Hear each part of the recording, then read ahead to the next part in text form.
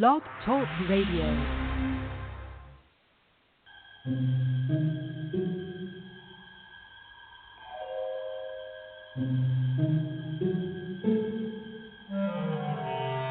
Archangels, ghosts, and Bigfoot, oh my. It's just another night for Supernatural Girls. Real stories, real answers to life's biggest supernatural mysteries. And now for another exciting interview with paranormal experts from this world and others. Here's your host, paranormal researcher Patricia Baker, on the one, the only, Supernatural Girls.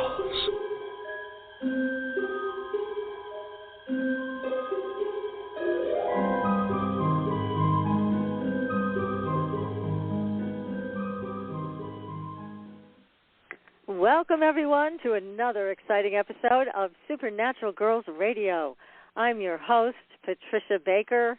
It is June 9th already. PK, how are you doing tonight? Absolutely melting in the heat. It's beautiful. It makes you feel so good. It's like being in a sauna. I'm pretending. Oh, goodness. You are. I can't imagine having to deal with 111. That is just too much heat. Nope, it's much too much. But I keep thinking of it, like I said, I'm thinking of it being a sauna. I know I'm losing weight. I'm going to look fabulous when this is over with. I'll probably be the size of a prune, but what the heck? Well, that's a really great attitude. Right? Yeah. Got to keep that positive attitude going. Well, we have a great guest tonight who's calling in all the way from Germany. Ewald Kliegel is with us. And we are going to be talking about your body talking to you. Are you listening? And we are going to find out everything we need to know, as much as we can in 90 minutes, about how to listen, because I think we've lost that skill. So we're going to bring our guest, Ewald, on in just a few minutes. And in the time that we have together now, PK, oh, my God, there's so much to talk about, but do tell. What's going on with the numbers? What can we expect the rest of this month? Oh, sweetheart, we know that we're in the retrograde, and we're having a solar eclipse in Gemini tomorrow. And so we're going to have all that good stuff pulling us down, and it's going to be a real wingding. So we're going to have Jupiter in Pisces, and Saturn is retrograde in Aquarius. We've got all that fun stuff going on, and I just don't know what to tell you. That's going to be fabulous, because nothing I can think of that is, because retrograde makes us make mistakes with what we say, what we write, where we put things down. We lose things.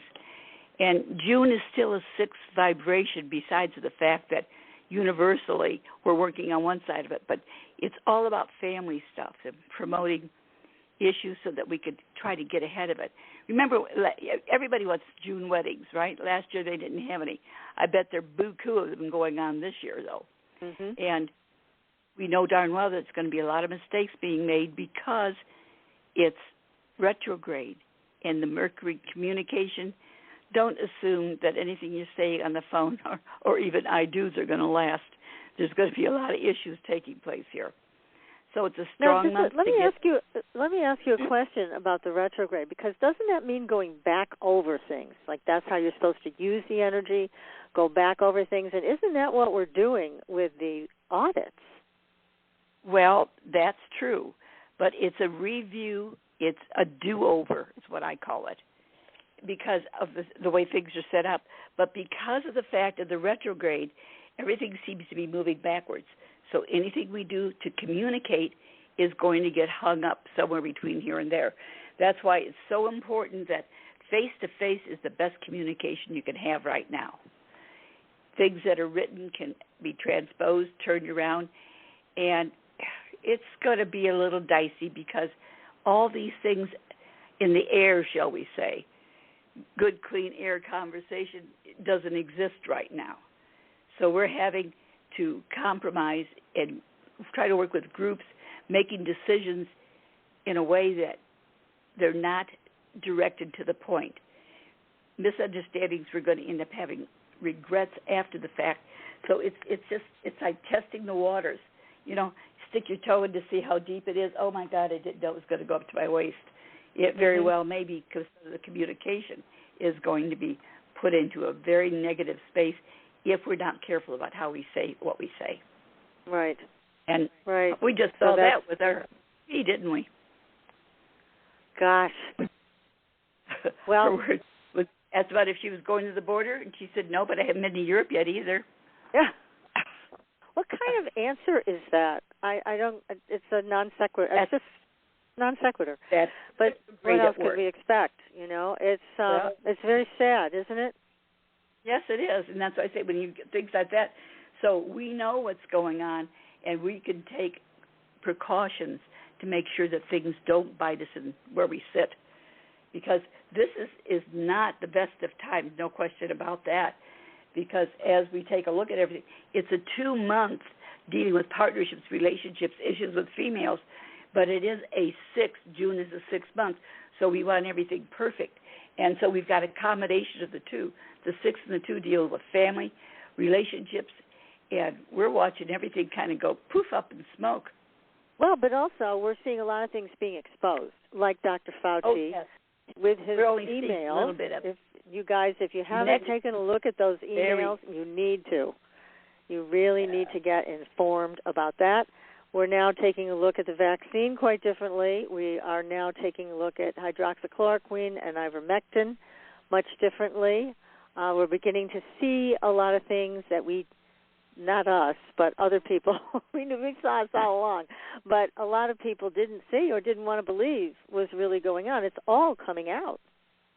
Well, if you look how far back some of these things actually started, and now it's like, oh my goodness, I didn't know that. Well, yeah, you did. You knew it back a number of years back, and you played the game. And I guess the best part is that at least it's being put out where it can be corrected, fixed, and given the proper information. Well, let's hope. I mean, some of these things may not be able to be corrected. Some will, I'm sure.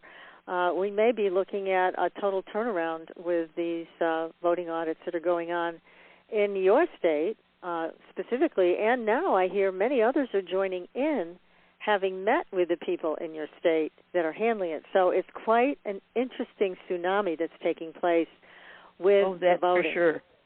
That's good. I mean, because if there was wrongdoing, it needs to come out. That the cream comes to the top and we get it fixed. That's right. Let's get it done.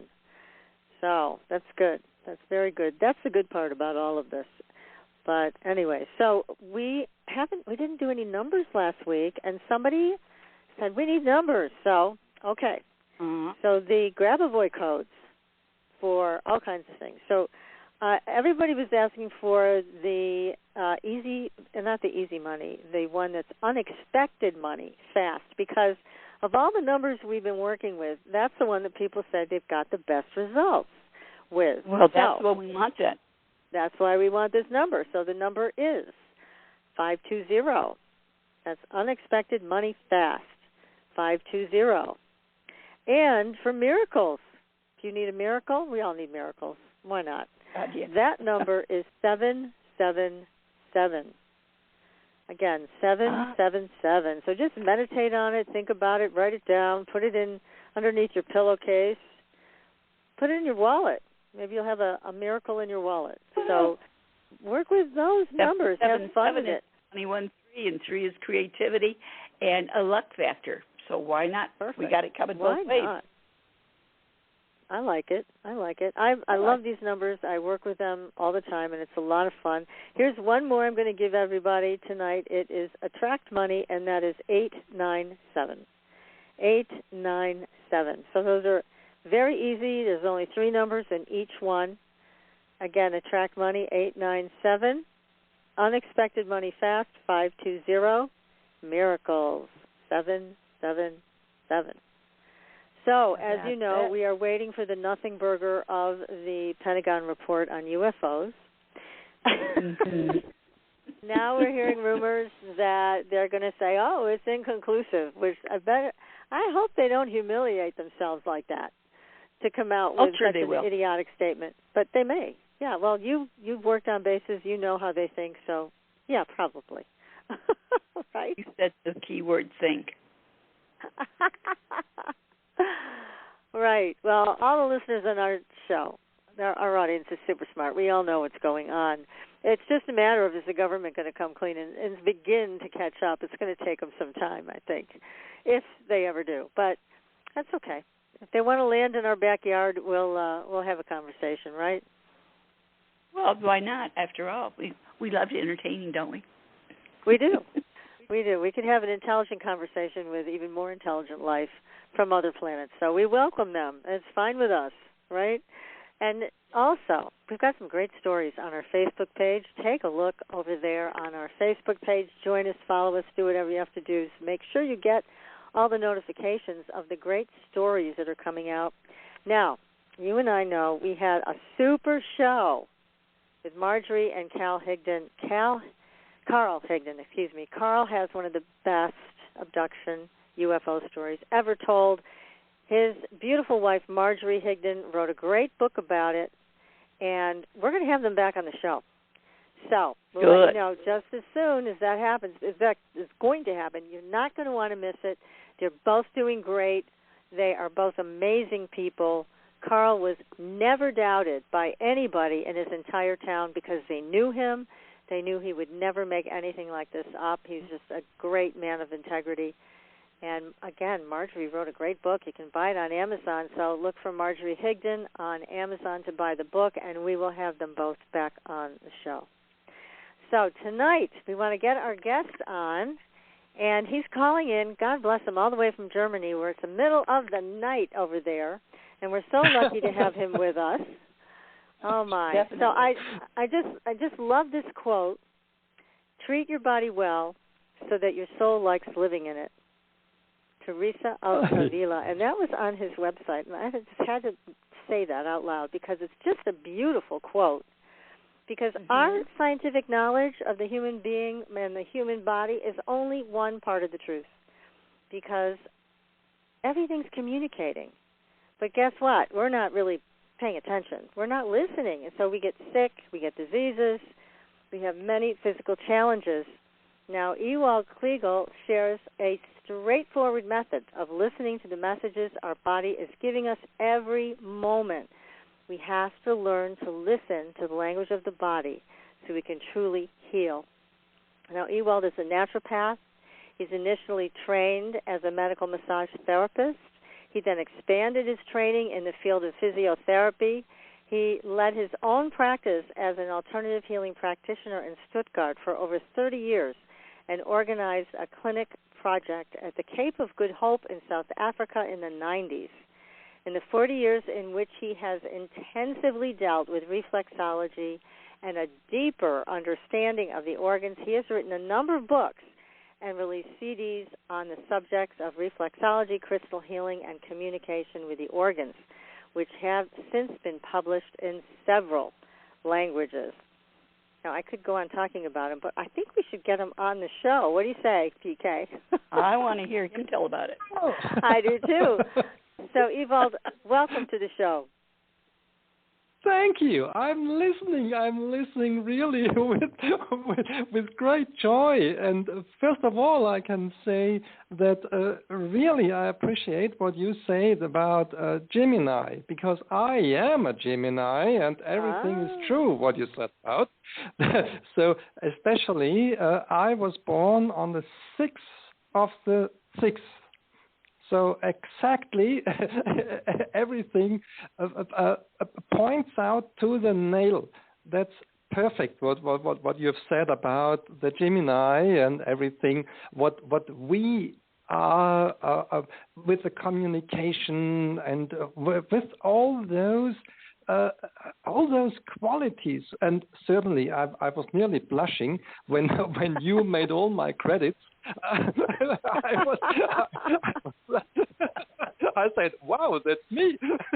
That is you. Oh, my goodness. Isn't that funny? Well, we are thrilled to have you with us because we feel this is a very important topic, and it's something that I know other people have written about, and they have their own methods of interpretation for what the body is trying to say. I mean, Louise Hay is a big name here in the United States. Yeah. She did a whole bunch of work about the different diseases and what they actually mean. And your cards are amazing. We've never seen cards like yours where you can actually get the messages from the body by using your card deck. It's just a great tool to have. And then the booklet that goes along with it. It's wonderful. But how did you come to understand the messages of the body? Oh, that was a long process. The long process started when I was about 17 or 18, when I started as an apprenticeship in a hospital, and there I got my first experience with the healing. And then in the next term of every time was about 3 months, I was in an apprenticeship for a school for mentally handicapped children, and that was about teaching. And so teaching and healing, that was my destination all through my life. And meanwhile, I'm 64. And so it's a long way I've gone. And it began with reflexology, more or less. I really appreciate the American Kevin and Barbara Kuntz, who really made great advances in reflexology. And so I realized reflexology has something to do with energies. We cannot explain when we press a point on the feet why and how the body communicates inside from a certain point to the liver. That when we drank 1 glass of wine too much, so our liver says, okay, we have to work on it. And so we don't know, but it works. And so I get along that the energy is the important thing within our body. And so step by step I grew into this energetic field, and simultaneously it was always a matter that I need to teach my students the real things as well. So I had to face questions about physiology, anatomy, and the build-up of our body, and I had to answer them as well. So I had to always look for the scientific background. And so in the end, it was a merging of the medical sciences combined with natural healing, and then further on with the spiritual approach. That was now very short. Yeah, it's quite a journey, because you really learned hands-on what the body was saying. And I have a lot of questions for you tonight about how this works. I can imagine. Because I do can agree. Tell you, also a lot of questions about myself all the time. Yeah, well, because I do agree that the body is communicating, but we have lost our ability to listen and also to understand what the body is saying. That's right. And so instead we're left with medical science that wants to do things to the body to make it change, to make it get well, or to cure something. Usually they are invasive procedures or medications that come with their own group of side effects and lead to more medications. But when you're working with people, in the way that you work with reflexology and naturopathy, it just makes sense that the body wants a message to get across. And now, do you find that with groups of illnesses, here's my question. For example, cancer is still a big problem after all these years of research. I do believe there's cancer treatments that are cures out there that are suppressed. And then there's the traditional treatment, which is accepted. But do you find that with cancer patients, that there is a message that the body's trying to get out. The body's trying to communicate something, and instead it turns into cancer. So can you address that? Yes, certainly. First of all, when we get through the medical approach, then it's a focusing all the time only on the affected organ. It's not an approach to the whole body. And the most important thing is in the whole process of cancer and nearly of all other diseases, it's the question of the communication in between the organs. What happens in between? And that's the most important thing. And here we have the so-called biophotons. The biophotons are a light communication. It's scientifically proved. It's a light communication within each cells.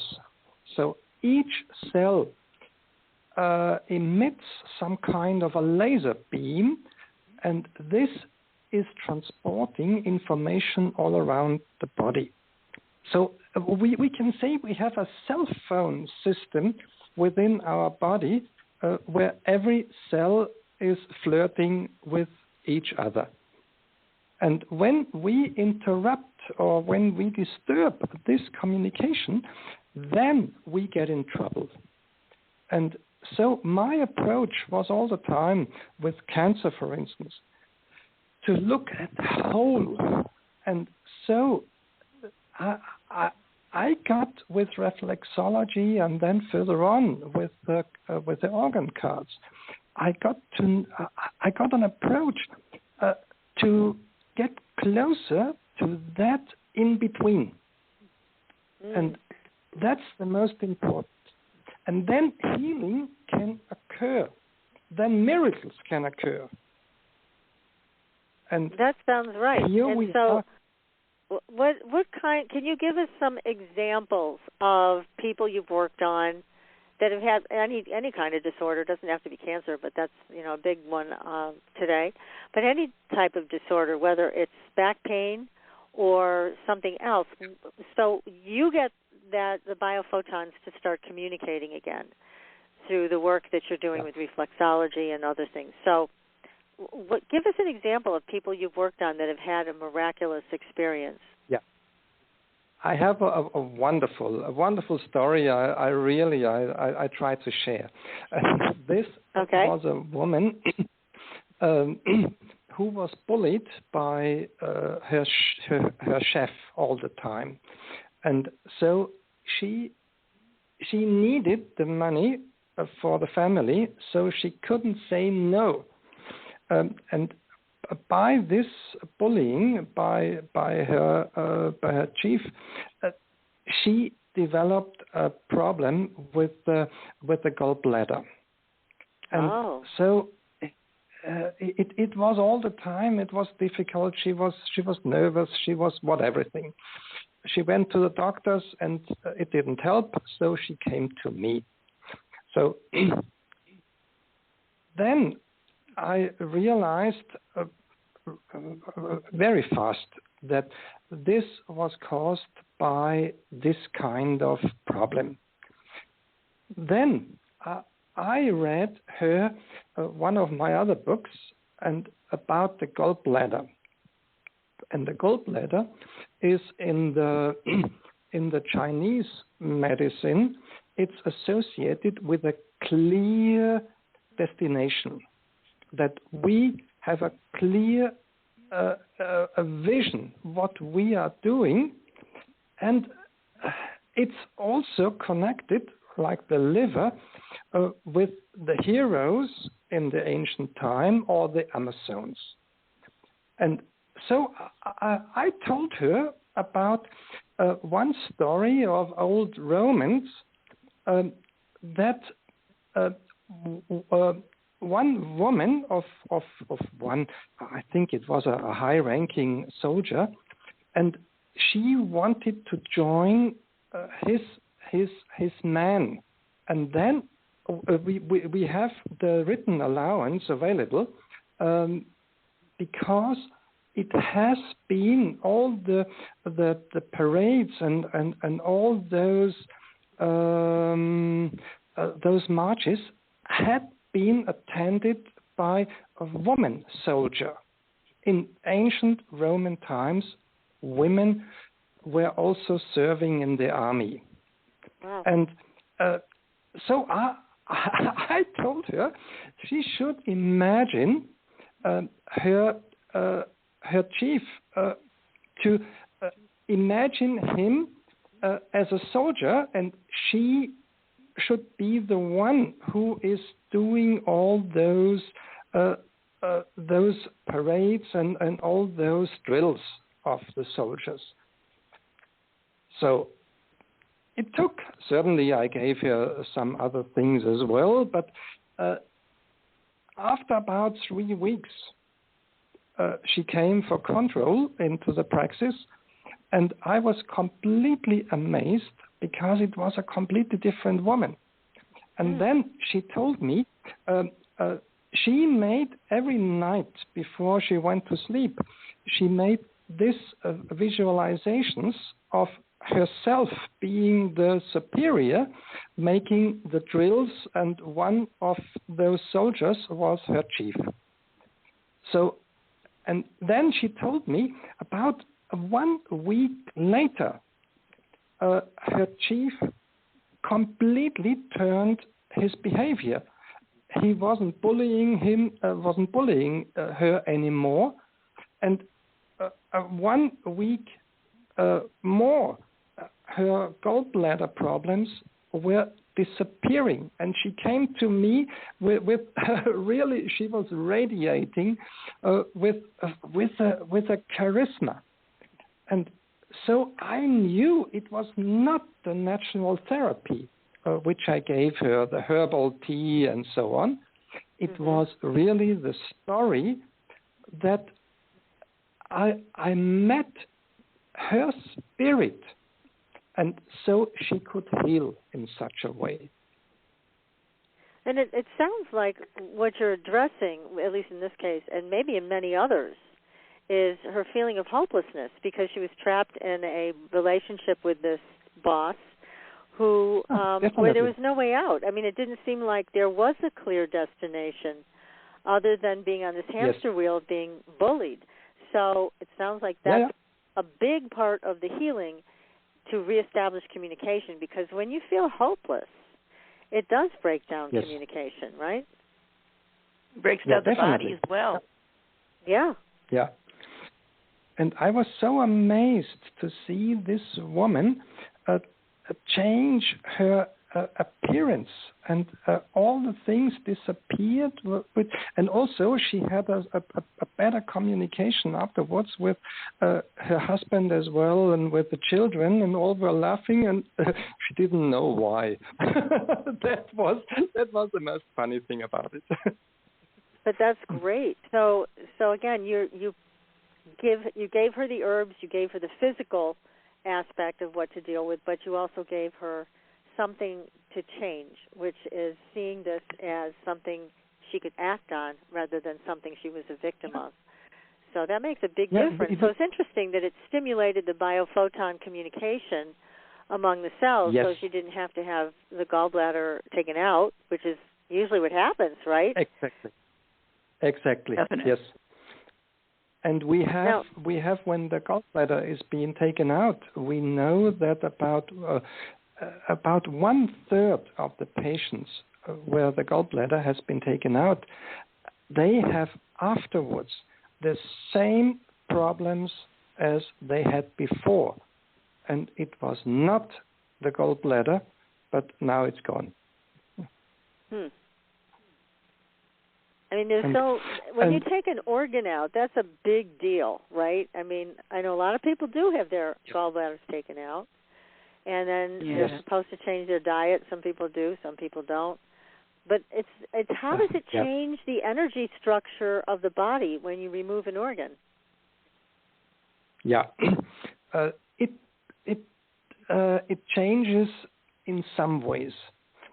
on the spiritual side, there is really no change because, for instance, the gallbladder, it will be further on addressed by the other organs. For instance, when we eat something, when we eat anything, then our laboratory in the mouth makes really a detection, an exact detection of what are the contents, and then there's an email going down to the duodenum and to the stomach further down, and so it tells down there at the stomach, at the duodenum, it tells there the valve, I need in about 3 hours, I need a shot of gall liquid. That's a communication. And then when the gallbladder is in, so the gallbladder is a storage of the gall liquid, and then it's being released. Everything's fine. But imagine now gallbladder is gone.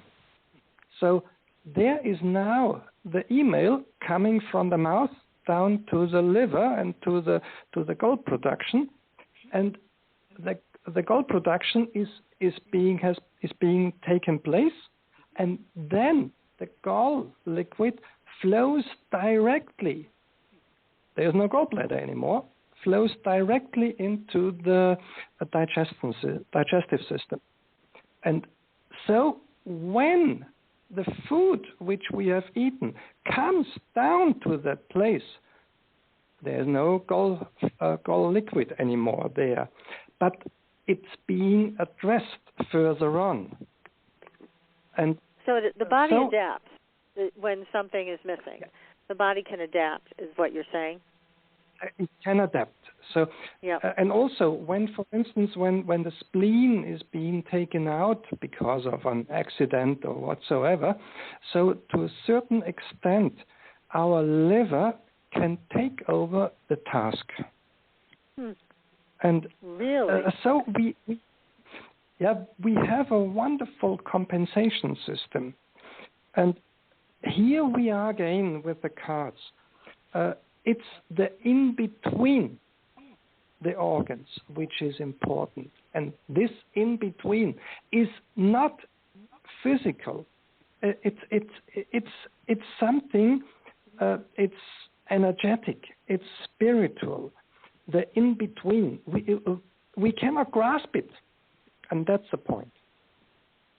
That's fascinating. You know, PK, remember Ed Edwards?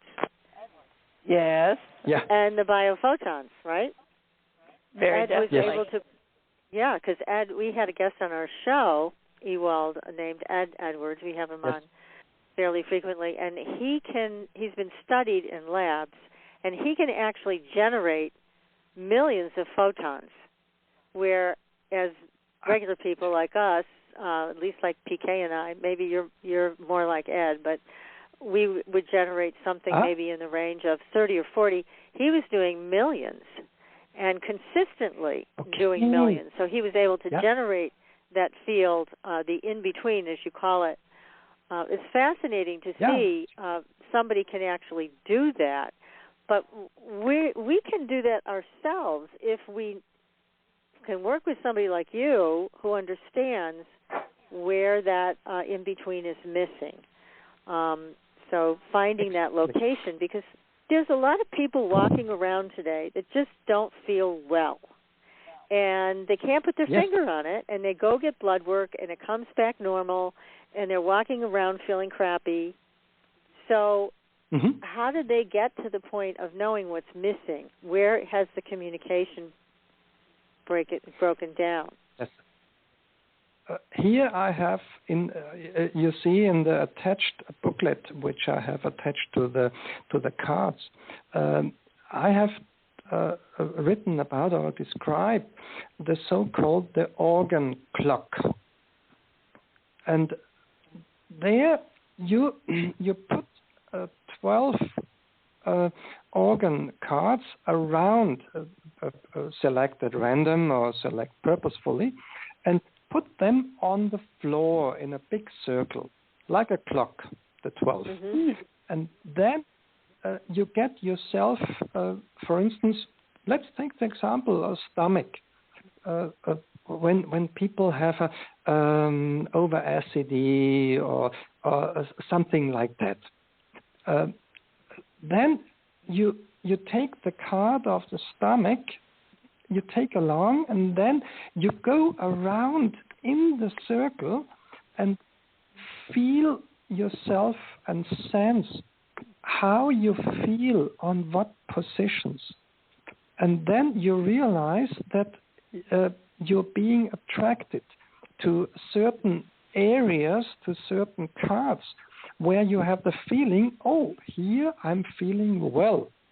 And so you get to know, here I get the support I need or I can use, for instance, the feet I can use for supporting my condition.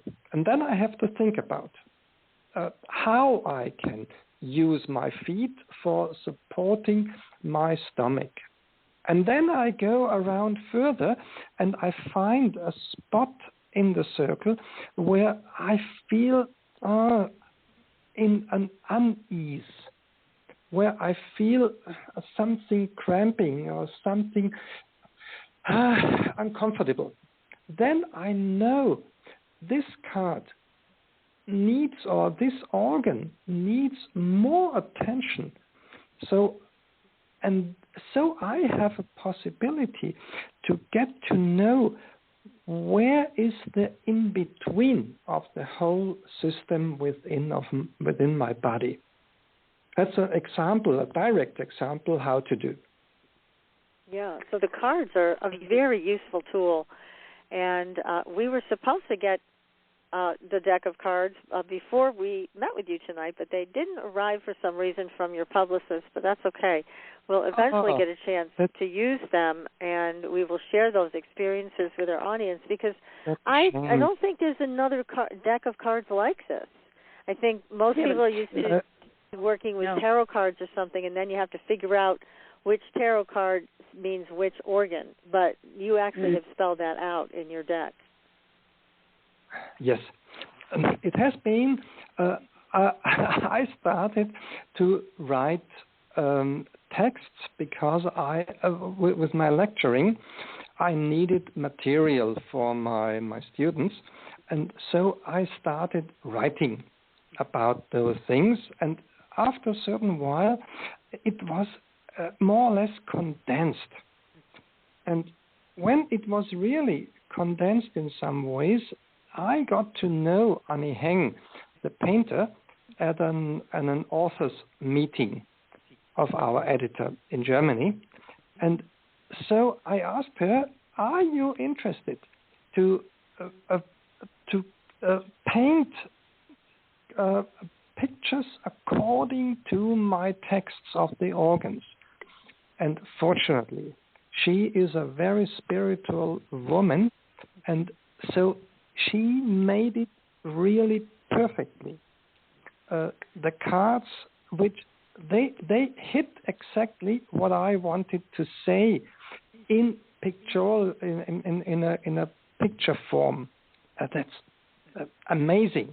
I was at every organ, at every picture, I was amazed every time anew how she put it into a visual appearance which meet exactly my intention. And fabulous. Yeah, I can't wait for us to get them. I was lucky. I was really lucky. Yeah, you were. And again, we can't wait to work with them because there's so much information there, and it's so helpful when you have an issue you want to address and you have something going wrong in your body and you need the message. You need to get the message. Yeah. So it's a great way to do that is to use your cards and your booklet to understand this is what my body is trying to tell me. Because if you don't get that message, if you do not get that message, then you're going to be dealing with this issue, this physical issue, for some time, maybe forever.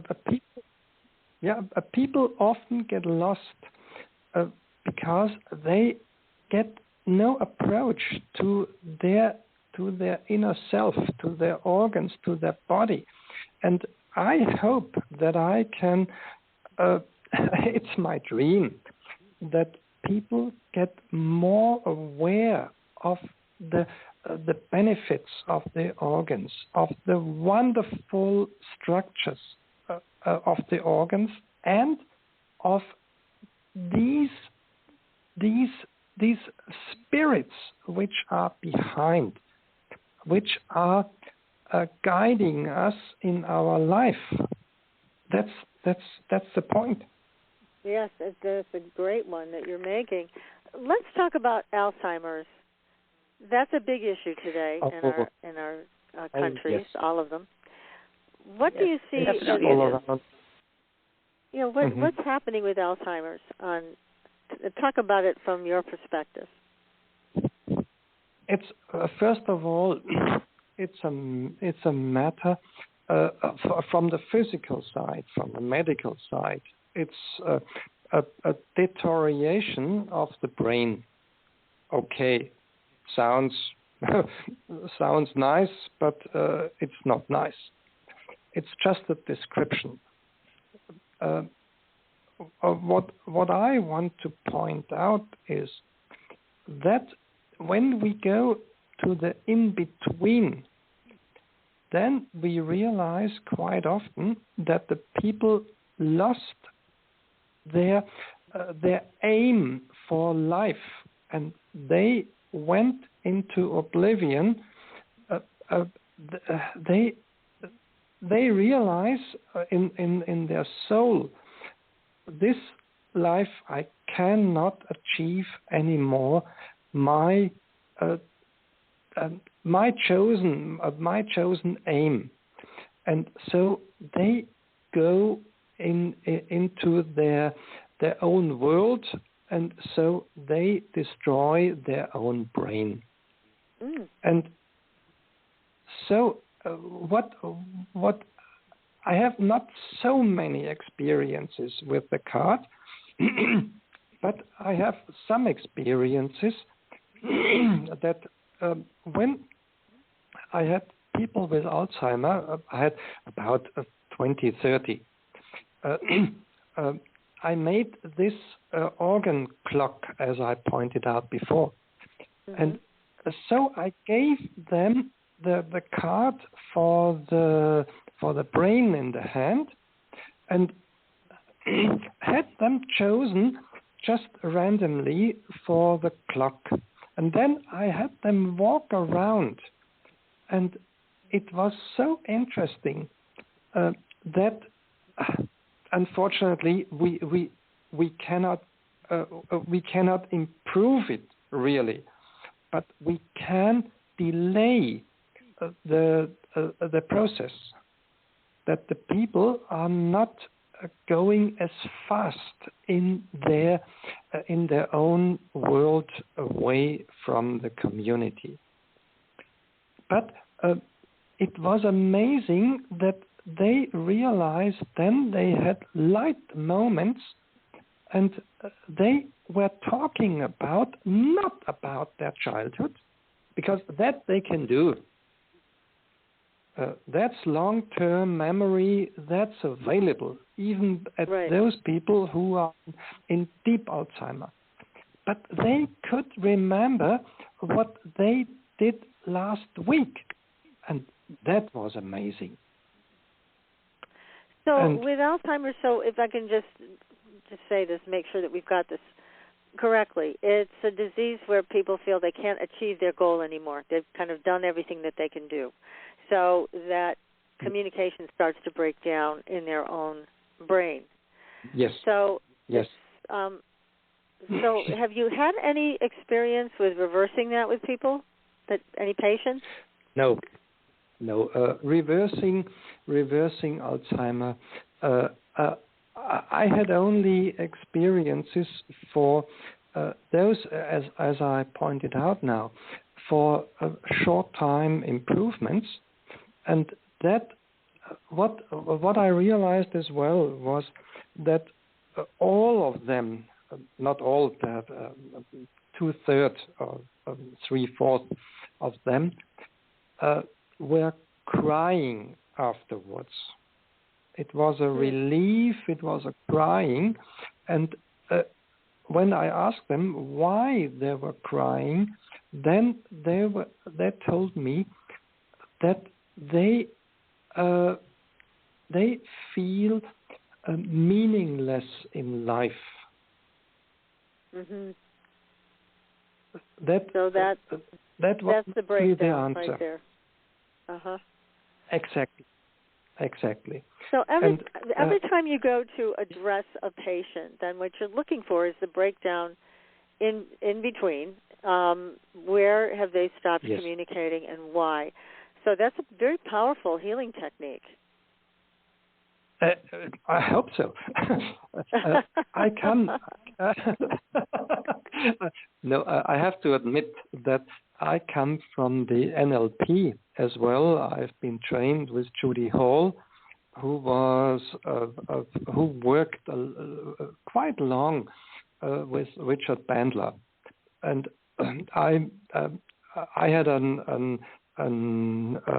training with Judy Hall in NLP mastering, and so I took quite some techniques which I made a description are based on those unconscious techniques in using our unconscious mind.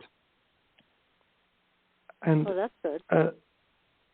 And therefore, I think it's not only me; it's also the communication techniques I learned and I use for many years, and I'm quite happy to pass that on in such a written structure that everyone can use directly on one's own.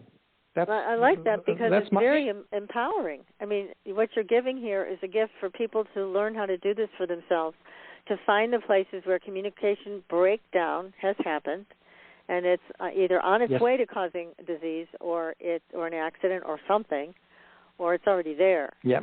So it's then, again, reimagining your whole life in terms of where did the communication breakdown happen. Whether it was with an Alzheimer patient where I don't see the next goal, or is it something else? Yeah. Well, and here's another one too. What about a lot of people have back pain? Is there a similar message for back pain people? Definitely. I have the back when we look at the cards when we look at the card of the back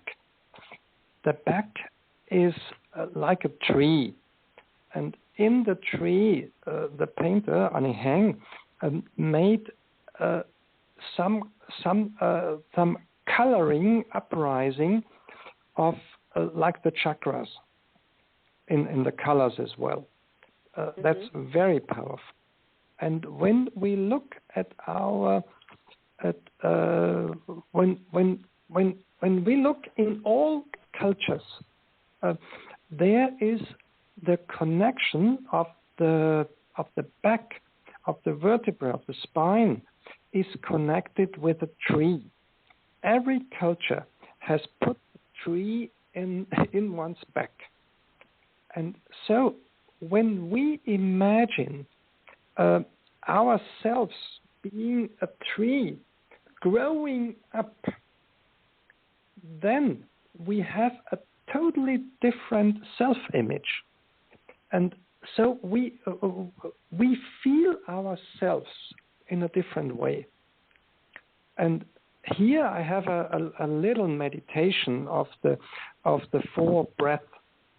and it's very easy.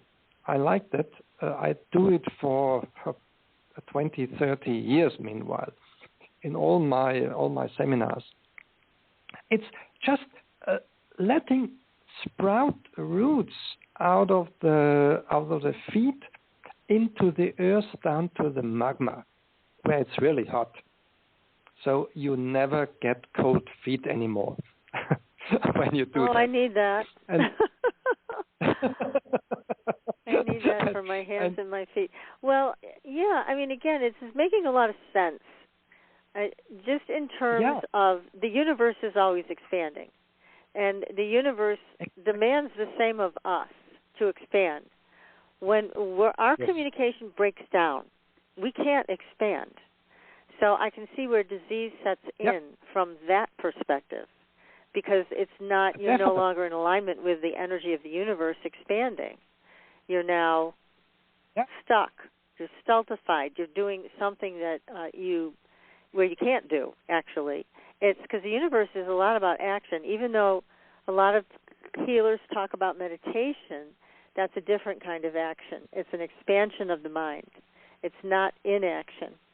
So the universe is always expanding, and if we don't expand also or with it, then that's where disease can just take hold. And it's tough to come back from that. A lot of people have come back from disease with tremendous stories of success. But it's like climbing Mount Everest. It is no easy feat. This exactly. That's a point of the heart. And for me, the heart is a absolutely miracle, and I'm fascinated by the researches of the Heart Math Institute in Boulder Creek, is in California.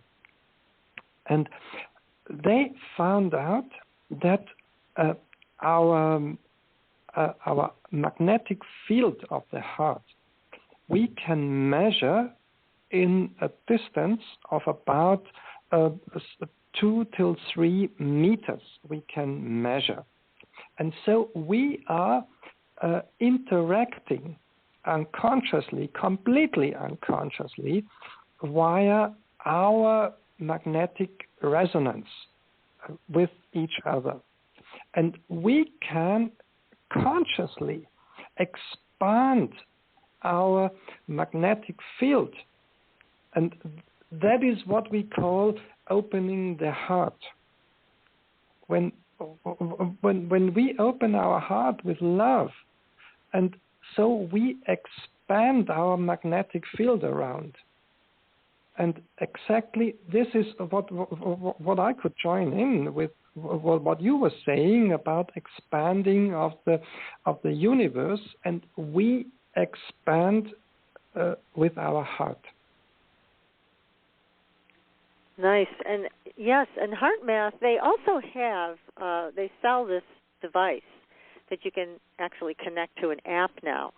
And you can do a meditation, with this device, and it basically measures how open or closed your heart is. And it trains you, it will train you to have that resonance in your heart. So it's a wonderful, wonderful thing, and it's not very expensive.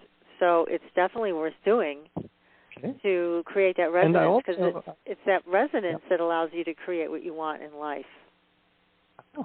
And I was amazed when I made the researches about, so the one researcher, which is at Heart Math Institute, his name is Dean Radin, and he made experiments with projected images on the wall, and so he also measured the heart frequency and all the things, and so he found out that our heart is anticipating a bad picture before it appears, and the appearance of the pictures are being randomly.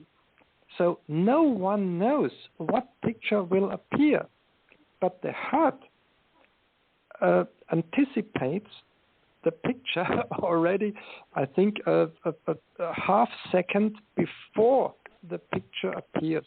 So our heart is also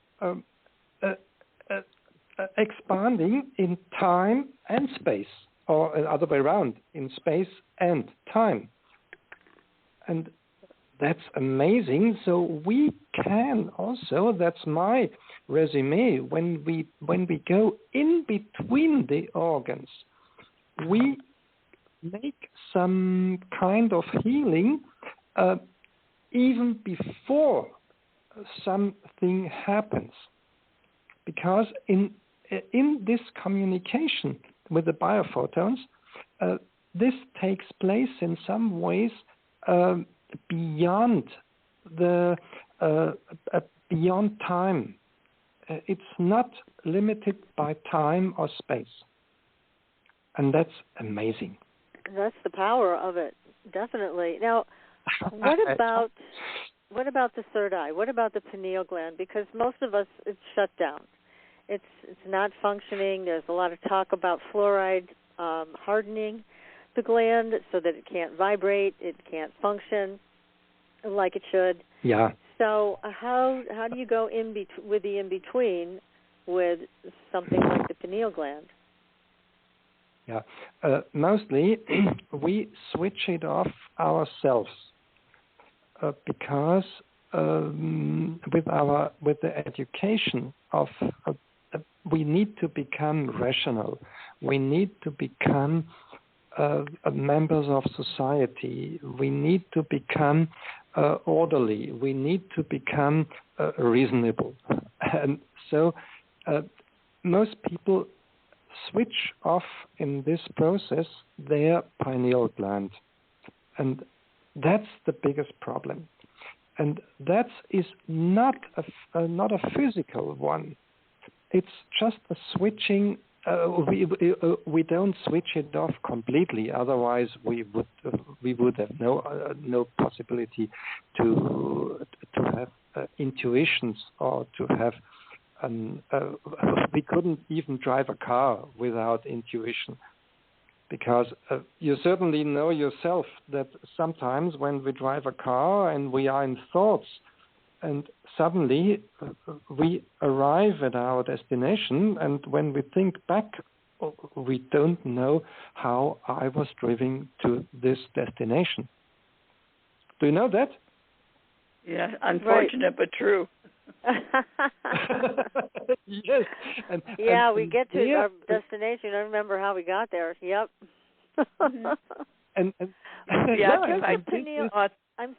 I'm sorry. I was going to say, we get so preoccupied with our thoughts, we don't necessarily pay attention to what we're doing. Yeah, right. Yes. And so our pineal gland is doing that for us. So it is never switched off. It's just, let's say, it's diminished a little bit. It's dimmed down. And that's the main problem, that the dimming of the capacity. And so we need, once again, to go in between to look at the functions of, let's say, of the stomach. When we look at the stomach is in all cultures being regarded as a big cauldron, where a druid is making the brew within, and we need to keep the fire burning in the right way underneath, that it's nicely bubbling. When we take this picture, then this fire, also in the Ayurvedic medicine, it's the same with the Agni. This fire needs to reach all organs as well. And this is, for instance, it can be when the third eye, when the pineal gland is being dimmed down. Sometimes it's important to light up the fire within us. or we need perhaps to look at the knees. It sounds strange, but the knees give us the possibility to look at eye level at others, to be alike others, to regard ourselves as valuable. And then this image, when we look at the organs in such a way, then we concentrate at our knees in such a way that we are able to be humble and at the same time self-responsible and self-determined. And then the third eye, or the pineal gland, can lit up again. Mm-hmm. And so we need to find out with techniques, and therefore are the organs, the organ cards, that we can find out what is behind, where is the essence, where I need to go, where I need to have an approach. Right. Well, that makes sense. Now, another question I have, though, is, do organs have partners? For example, you talk about the in-between between possibly one organ and another. So are we talking about a partnership, or that for example, is there a partnership between the liver and the pancreas? I mean, they must have close relationships with one organ over another, right? Definitely. The thing is that we are a whole system. So all organs are partners to the others. I wouldn't say that there is any specific partner. Certainly, we know from the Chinese medicine that, for instance, as you say, the liver is connected with the gallbladder, or we have the kidneys are connected with the bladder, or we have the connection of the lungs with the colon, with the digestive system. So, but I, for myself, I can't really say that there is a specific partnership. It's always a question that we find out what organ system or what communication needs to be improved. And that's my approach of the whole thing. Right. Well, and it certainly makes a lot of sense. For that, I have different techniques. Yeah.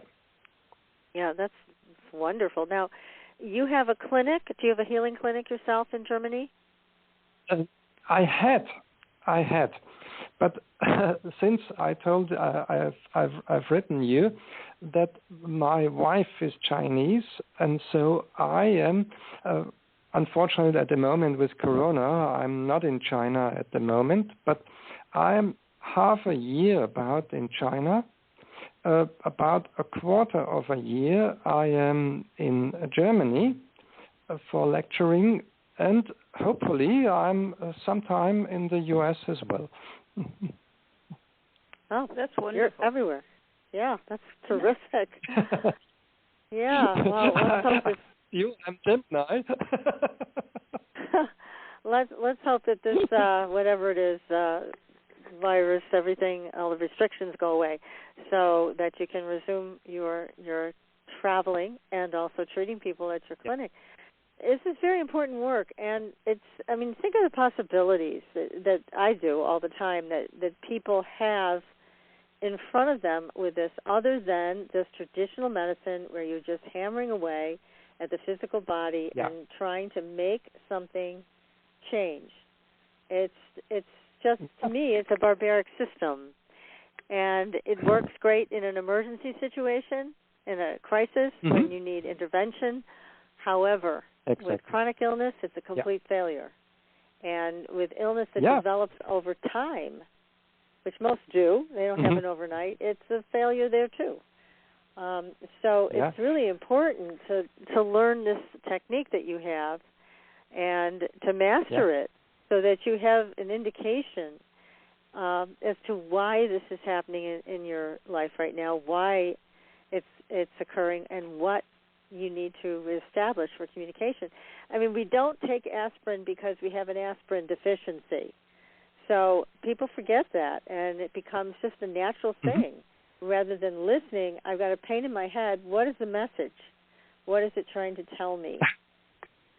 A lot of people just want to get rid of the pain. It's like driving a car and you hear a noise in your car, so you turn up the volume on your radio so you don't hear the noise in the car anymore. Yeah. I'm curious now. What are the things? What is the purpose of the appendix? What is the purpose of the appendix? I always compare it when the oil alarm blinks in the car. So I screw out the light bulb, so I don't see the alarm bulb anymore. Exactly. That's. But PK, you have a question about another organ, and it's an important one too. So please. Well, I was curious. Why do we have an appendix? It always seems that that's the thing that goes wrong. They say it has to be taken out. But what was the purpose of it to begin with? I have to admit I have not made the appendix as a single organ because the appendix is a part of the large intestine, of the small intestine. Sorry, it's just in between the large intestine and the small intestine, just in between, and it's more or less a lymphatic organ. It belongs to the lymphatic system, and this organ is more or less one of those institutes in our body, as I can point it out that way, that is coding our immune system for attacking bacteria or viruses or something like that. So it has an important function for for our elite troops in our body, and certainly it's a huge problem because in former times, let's say in the 19th century, many people died on appendicitis, unfortunately. True. So. I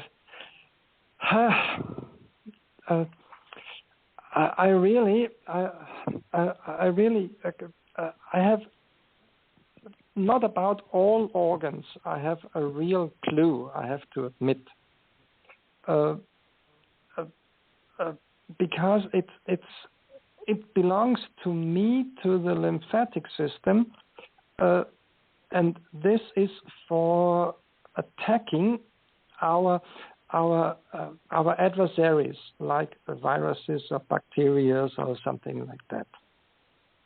And that's I can't give you really a more specific answer on that. Sorry. That's all right. But you can't help but wonder about it because I can never think of a purpose for it. But God knows that if anything goes wrong with it, it pretty well sends us all to the hospital real fast. Right. Yeah, that's right. Yeah, absolutely. It's mostly we have that problem at people who have a general lymphatic problem. When people, those girls or boys who are very pale in their skin, and especially those ones who just need to look at a corner of a table, and they have a bruise. You know those? Yes. Yeah, that's true. Mostly they have blonde hair and blue eyes, and look really with big blue eyes, and they are quite often a little bit more the dreamer type, like I was as a child, and so those ones are quite often more determined to have lymphatic problems. And these ones are also the ones we know from statistics as well, from medical statistics, who are more due to become patients for appendicitis. No kidding. That's in interesting. This way. So it's more lymphatic disorder. So when the appendix gets overloaded, because then it goes into appendicitis where it's totally inflamed and infected, yes. That's really coming from the lymphatic system. Yes. Yes. I'll be darned. Very interesting. Yes. So we have around our small intestine has a length of roughly our whole digestive system from the mouth to the anus has roughly 8 meters. There's a tube within us of 8 meters length about, and about 5 meters of those 8 are the small intestine. And surrounded of that tube, we have a lymphatic system, which is, in a medical term, it's called a GALT, gut-associated lymphoid tissue. And this, exactly, the appendix belongs to this GALT, to this gut-associated lymphoid tissue. And so here is half of all our lymphatic systems around our tube within us. And so here is the main point. Here is the strategic command of our defenses within us. And so it's very our body is important amazing. To keep the lymph system Definitely. flowing. Yeah, and so Definitely. there may be other problems that are coming from a stagnated lymph system as well. And so we can support, for instance, as I pointed out just before, those boys or girls who have such a condition as I pointed. We can support them by using the cards and looking what organs we should support for their life, that their lymphatic system works better, and how we can do. And that works wonderfully. What do you see happening with vaccines? And I'm not even talking about the COVID vaccine. I'm just talking about vaccines in general. How does that affect the communication within the body? The biggest problem of the vaccines are the chemical by things. For instance, most vaccines are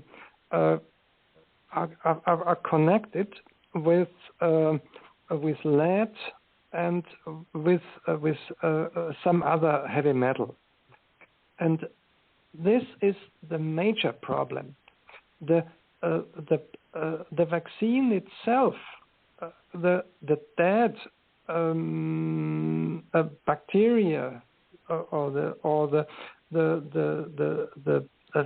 viruses don't live, but the crumpled viruses, it's something our body can adapt can realize, okay, there is something wrong with me. Mm-hmm. And so our immune system is attacking it. The problem at most vaccines is, according to my experience and to my researches, it's not the crippled viruses or the dead bacteria. It's the things they put in to make the whole vaccine transportable, to make it last longer, and that's the main problem. But for me, it's no problem at all when we communicate with ourselves and say to our immune system, okay, there's something coming in, you have to go against it and do something with it and throw everything else out of the body as fast as possible. And then it does. Yeah, so the immune system, if you have a healthy immune system, works well. But I would imagine that all of these things that we do to the body, whether it be surgery or vaccines yes. or something else, the body is taking this in, and it's also receiving some type of message, some type of communication. Definitely. So yes. it alters things. Yeah, but we are exposed in everyday life. We are exposed to millions, billions of bacteria, of viruses, of all kinds of impulses. Our immune system and all our other systems need to have an answer, and the better we can get an answer to all those impulses, the more healthy we are. That makes sense. What about aging? What are your thoughts on that when it comes to communication within the body? Body gets tired. Here we are. You just talk with the right one. I became just 64. You're a baby compared to us, I'll tell you. So you're just a little child, not to worry. Yeah, don't worry, Ewald. No. We got you covered. So talk to us about aging, because there's a lot of people in your field that say aging is really not natural. We don't need to age. We don't need to have our bodies break down. What are your thoughts on that? I have here different approaches. First of all is imagine that we would become the age of 300. Then every crossword puzzle would be solved. So it's not desirable. For sure. No, let's take it serious. For me, aging is something I regard myself, even when I'm 64 now, and when I hear you, I hear very young voices. I hear voices of two women who are really who are dedicated to life.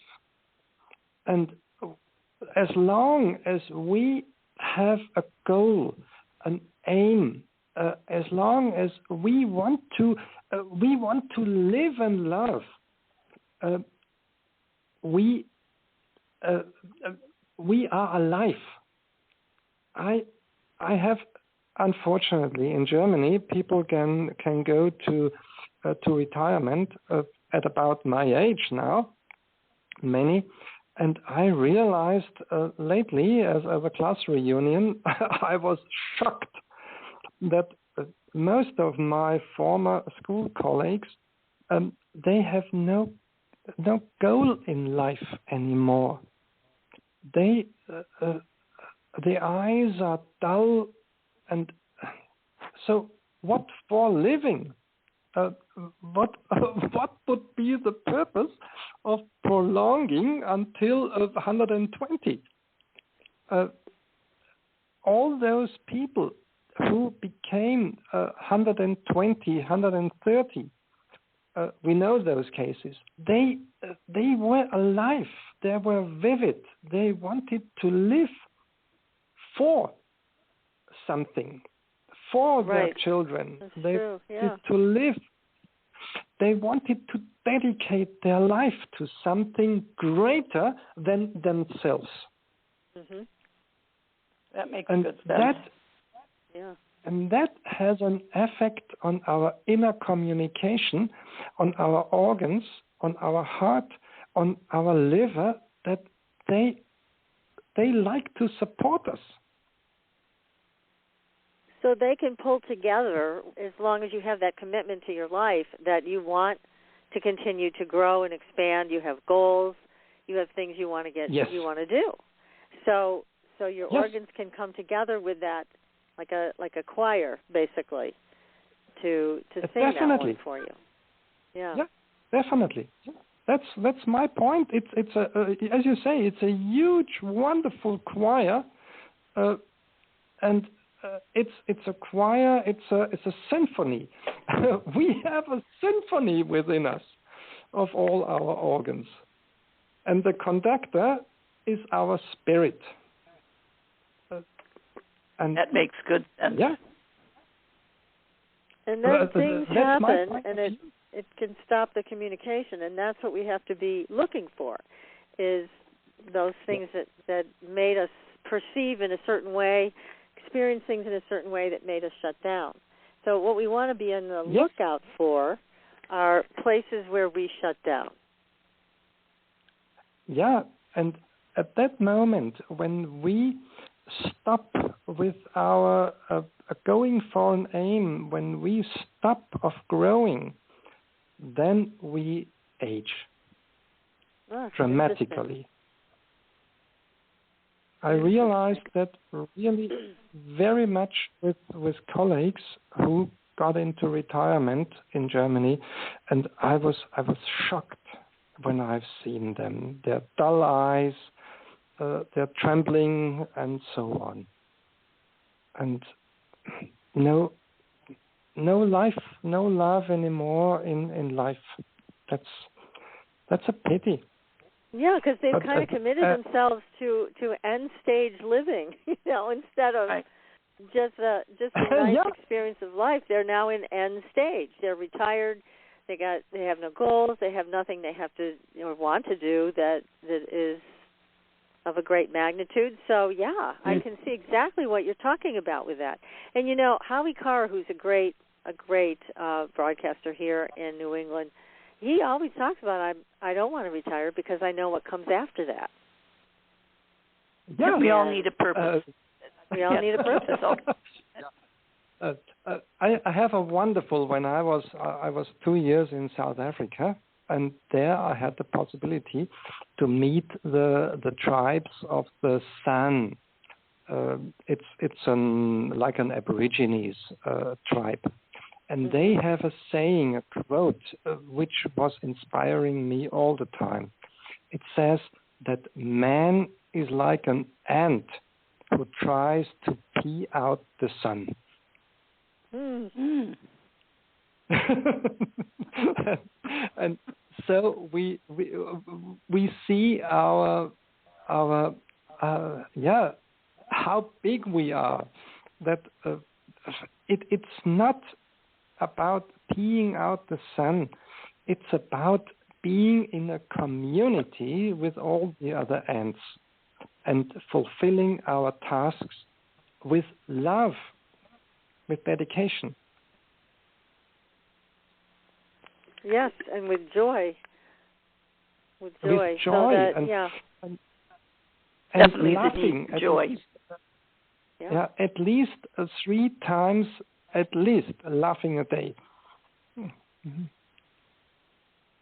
To have a laughter and to enjoy with other people, to exchange one's joy in life, and that's the most important thing. Yeah, it really is. And again, that's more on the expansive side. If we made a list of emotions that cause a shutdown, we could do that on one side of the piece of paper, and then on the other side, the things that expand, like joy and love and happiness, and then you choose which side you want to relate to life from. So, so you want to stay away from shutdown, because if you stay away from shutdown, then you won't get sick. Now, how about accidents? Don't accidents also fall into this category of shutdown? It's a difficult question. I, for myself, I'm very strongly dedicated to the Buddhist way of thinking and Buddhist way of living with awareness. And so there is karma and there is dharma. And so we come into this life, according to the Buddhism and to my experience with the people, we come into this life with a task. We want to perform, we want to learn, we want to accomplish. And we don't know whether we have done that until we die. And so sometimes we need some kind of correction in that course. That's my point of view. And it happened to me as well, some accidents. And I always was searching for the background. What was the deeper meaning of this accident or this? I was 3 times rich and 4 times bankrupt. And so I always... That's an adventure. Wow. Yeah. That's for sure. And so and every time I went bankrupt, I looked what was the deeper reason, and the deeper reason was always I wanted to become rich, and then I failed, and then I started again with teaching and healing, and then everything went again well. And so you're right on your path. Yeah. Now, so, Ewald, let me ask you, because we're coming down to the end of the show. We only have a couple of minutes left. And again, we both want to thank you so much for staying up so late in Germany to talk with us and our audience. Thank you.